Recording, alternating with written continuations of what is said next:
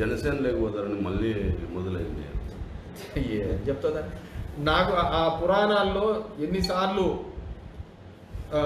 వాళ్ళు తన శైల పరీక్ష కోసం అగ్గిలో దుంకినారో లేదో తెలియదు, కానీ నేను ప్రతి 15 రోజులకి నిప్పులో దూకి బయటికి రావాల్సిన పరిస్థితి వస్తా ఉంది. నాకు అర్థం కాదు ఏంటంటే, బేసిక్గా నేను ఎప్పుడు చెప్తున్నాను, నేను వైఎస్ఆర్సీపీలో ఒక ఐడియాలజీ మీద వెళ్తున్నాను, దాంట్లో వేరేది ఏం లేదు. ఆ ఐడియాలజీ ఏంది? అక్రాస్ ది వ్యవస్థలో జరుగుతున్న అన్ని విధానాలకు ఈజ్ గివింగ్ ఫైట్ చేస్తున్నాడు. చంద్రబాబుది ఒక ఐడియాలజీ ఉంటారు, జగన్మోహన్ రెడ్డిది ఒక ఐడియాలజీ. జగన్మోహన్ రెడ్డి వైఎస్ఆర్, నేను వైఎస్ఆర్ ఫ్యామిలీతో 3 తరాల నుంచి నాకు అనుబంధం ఉంది. రాజారెడ్డితో, రాజశేఖర రెడ్డితో, జగన్మోహన్ రెడ్డితో 3 తరాలతో నాకు అనుబంధం ఉంది. So I'm saying with ideology ఇక్కడ ఇంపార్టెంట్ అంతే, దాంట్లో వేరేది లేదు. పవన్ కళ్యాణ్ అనే వ్యక్తికి ఇప్పటికీ కూడా తను ఏం చేయాలనుకుంటున్నాడు ఐడియాలజీ లేదు. తను 20 సీట్లు గెలిచచ్చు, రేపు ముఖ్యమంత్రి సీటుకు పోటీ పడవచ్చు, అన్నీ జరగచ్చు. బేసిక్ ఏంటంటే సిద్ధాంతాలు ఇంపార్టెంట్. ఆ సిద్ధాంతాల పరంగా ఎవరు నిలబడుతున్నారు అంటే, నేను జగన్మోహన్ రెడ్డి గారి యొక్క సిద్ధాంతాల మీద నేను నిలబడుతున్నాను. సరే, అది గెలుపు కావచ్చు, ఓటమి కావచ్చు, ఏదైనా కావచ్చు, నేను ఆయన సిద్ధాంతాల మీద నిలబడుతున్నాను. ఎన్టీ రామారావు ఉన్నప్పుడు ఆయన కొన్ని సిద్ధాంతాలు, ఒక పార్టీ ఎస్టాబ్లిష్ చేసేదే కొన్ని సిద్ధాంతాలు. కాంగ్రెస్ వ్యతిరేక భావ సిద్ధాంతాలతో ఆ రోజు ఎన్టీ రామారావు పార్టీ పెట్టినాడు.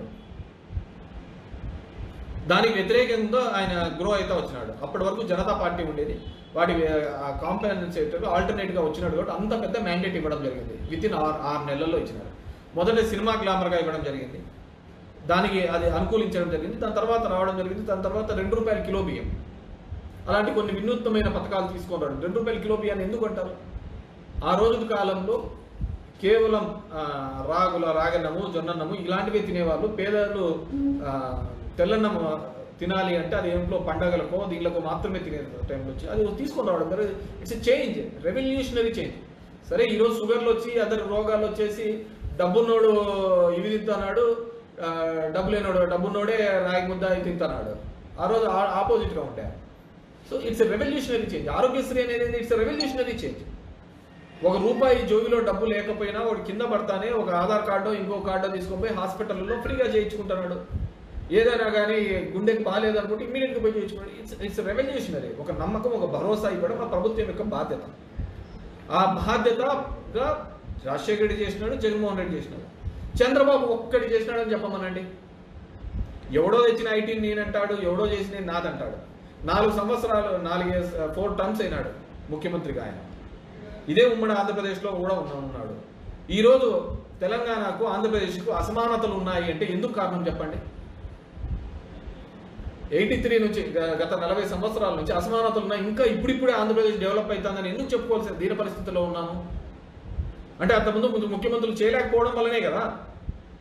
ఆ రోజే ఇన్ని పోర్ట్స్ కానీ, ఇన్ని కాలేజీలు కానీ ఇవన్నీ కూడా మిగతా ప్రాంతాల్లో కూడా డెవలప్ చేసి ఉంటే ఈ అసమానతలు ఉండేవి కాదు కదా. ఈ రాష్ట్రం విడిపోయి ఉండేది కూడా కాదు కదా. ఇప్పుడు కూడా పెద్ద తప్పు చేస్తున్నది అదే.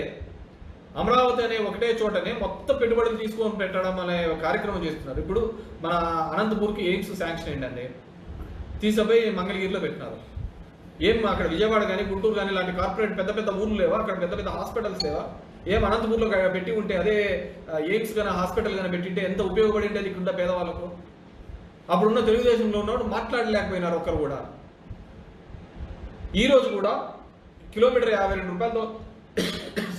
₹52 కోట్లతో పిలుస్తున్నారు అమరావతి ప్రాంతంలో. అదే 3 కిలోమీటర్లు అంటే 150 కోట్లకు ప్రతి నియోజకవర్గంలోని ఇన్ఫ్రాస్ట్రక్చర్, రోడ్లు గీట్లు అన్నీ లేకోకుండా పోతా ఉంటాయి కదా.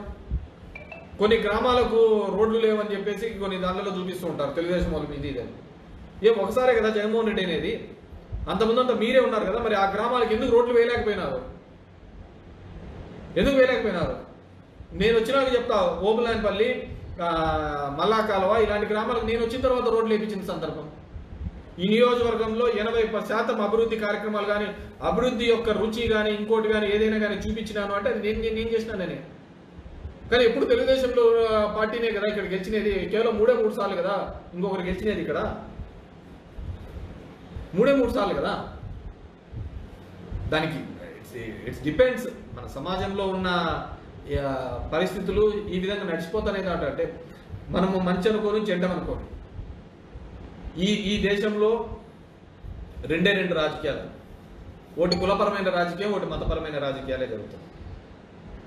ఆ కులాల రాజకీయాలు జరిగినంత వరకు, ఆ మతాల రాజకీయం జరిగినంత వరకు ఈ దేశంలో ఉన్న కానీ ఇంకోటి కానీ పేపర్ల మీదే కనపడుతుంది తప్ప అభివృద్ధి సామాజికంగా ఆ పేదవానికి ఖచ్చితంగా ఫలాలు అనేది అందనే అందవు.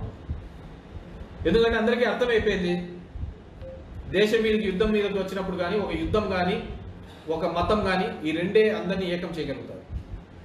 అది పైన బీజేపీకి బాగా అర్థమైంది కాబట్టి ఆ మతపరమైన రాజకీయాలే చేస్తున్నారు తప్ప వేరేదేం చేయటం లేదు.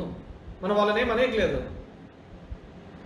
వాళ్ళేం బ్రిడ్జిలు కట్టిస్తాము, ఇంకోటి కట్టిస్తాము అని చెప్పటం లేదు కదా. గుడి కట్టిస్తామన్నారు, కట్టిస్తున్నారు. ఇక్కడ కూడా అంతే. మనం ఏం చేసినామనే కాదు కదా, ఎండ్ ఆఫ్ ది డే ఆ కులం ఆధారితంగానే రాజకీయాలు జరుగుతున్నాయి. మనం మంచి అనుకోని చెడు అనుకోని ఏదైనా కానీ మనం అందరం మాట్లాడచ్చు, చాలా నీతులు చెప్తూ ఉండొచ్చు, కానీ జరిగే ప్రతి రాజకీయం కానీ ప్రతి వ్యవహారం కానీ కులాల అనుగుణంగానే జరుగుతున్నాయి తప్ప ఈ దేశంలో మతాల అనుగుణంగా చెప్తున్నాయి. ఇంకా వేరే విధంగా జరగటం లేదు. అదనే లేదు. ఆ విధంగా విభజిస్తానా పాలిస్తానా అంతే. That's it. ఇంకా మొత్తం మీద పవన్ కళ్యాణ్ చెప్పారు ఎక్కడో పోతుంది. ఇంకేమన్నా చూడే అంత క్లియర్గా చెప్పినా కానీ నువ్వు ఇంకా లేదంట అంటే పవన్ కళ్యాణ్తో టచ్ లేకపోతున్నాడు బయట. నేను అతని సినిమా లాస్ట్లో పోయినప్పుడు వకీల్ సాబే లాస్ట్లో అతను టచ్లో పోయి చూసిన సినిమాలతో. ఇంకేమన్నా నేను అంత నీట్గా చెప్తున్నాను. నేను ఐఎమ్ విత్ జగన్మోహన్ రెడ్డి, ఆయన భావజాలంతో పోతున్నా. ఇంకా పవన్ కళ్యాణ్కి ఒక భావజాలం అంటూ ఏంది లేదు కదా. ఇప్పుడు చంద్రబాబు నాయుడు తిరుమలలో కొవ్వు ఉంది అనే దబాతన సనాతని అని చెప్పేసి వారం రోజులు హడావిడి చేసి అసలు కొవ్వే ఆడుద్ది, అది ఎట్లా చెప్పినావు, అది లేదంటున్నారు కదా అని చెప్పి చంద్రబాబు ఏమని అన్నాడు? అయినా చెప్పు అనలేకపోయినాడు కదా. ఇప్పటికీ చంద్రబాబు చేతుల్లో పవన్ కళ్యాణ్ ఒక టూల్ లాగానే ఉన్నాడు. పప్పెట్ అంటారు, అలాగనే ప్రవర్తిస్తున్నాడు. చెప్పు, ఆయన ఆ రోజు అంతగా గొడవ చేసి అంత హైరాణ చేసిన వాడు లేదు ఇది కొవ్వు లేదంటున్నారు, ఏంది ఇది తేలేంత వరకు అని చెప్పేసి లేదు. తాత్కాలిక